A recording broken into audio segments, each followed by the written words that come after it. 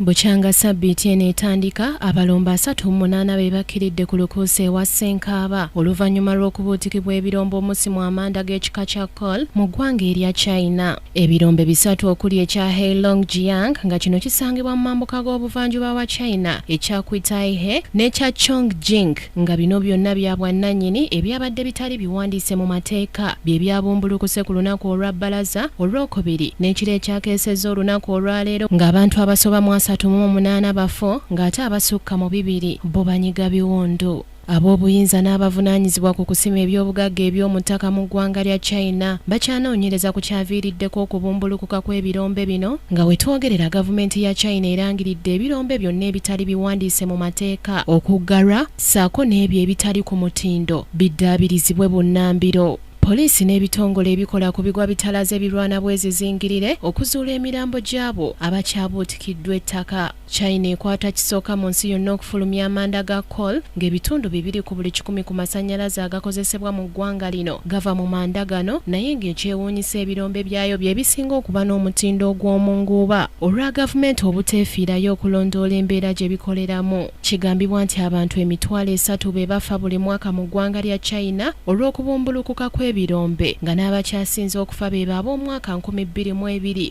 nga bano baafa 695. Samari Kisaache, KTV, amalindirire.